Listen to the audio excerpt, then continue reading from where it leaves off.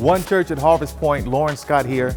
I am so thankful we get a chance to celebrate 11 years as a local congregation. One of the things that we enjoy doing on our anniversary is not only looking ahead to see what God might do in the future, but looking back to tell the story of God's faithfulness. It was back in September of 2013 when my wife and I gathered with 7 families in our home. 3 hours, we talked about what it would look like in this church called Harvest Point Fellowship Church. We were excited about the possibilities, and we began to pray that the Lord would move in a big way. And that's what he did.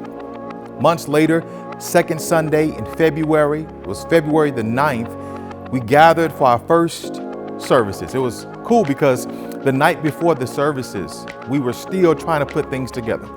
We had a lift in the middle of the sanctuary trying to put lights up and try to put sound up. The lift literally broke right before we opened the doors, but God was still faithful. That day, about 300 people showed up to celebrate with us what the Lord was doing in this new church.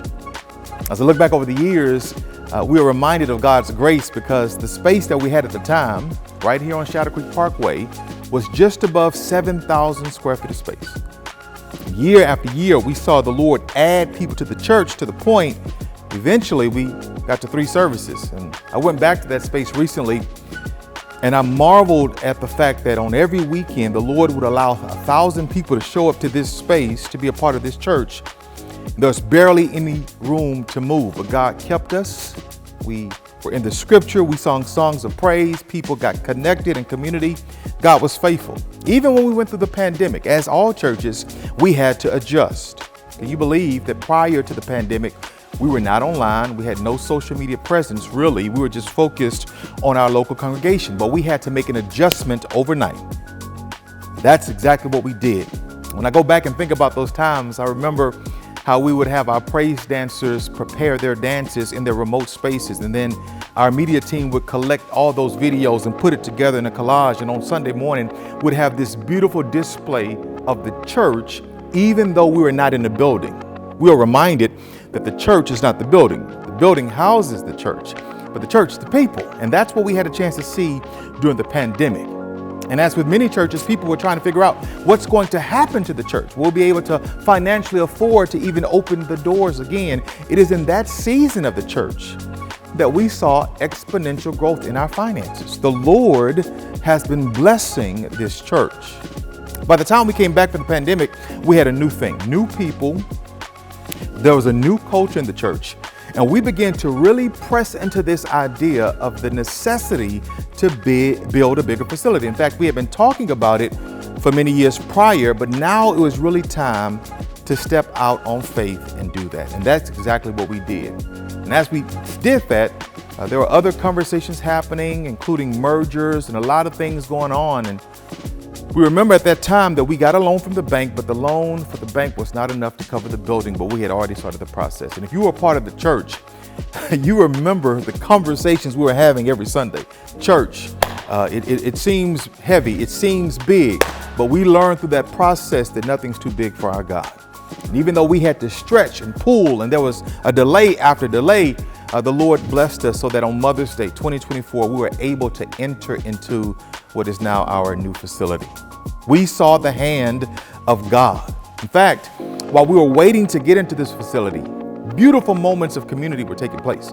There were moments where we were brick by brick building, and I mean literally. We'd have 50, 60, 70 people lined up, 100 people lined up, and we would hand each other bricks to put next to the building for the contractors to come in and put them in place. It was a beautiful moment where God again reminded us that this church is not a building. The people represent the church. God's hand was on this church. Even the moment we got into the building back on Mother's Day of 2024, if you remember, the Saturday and the Friday and the Saturday right prior to that, we were not ready to receive people. We had just gotten our permit on that Friday, and we still had a lot of work to do. We walked into the building, there's still concrete floors, there's still things not in place, there's still work to be done, but God has been faithful to this church, and we had a chance to build out our worship center. We had a chance to build out classrooms.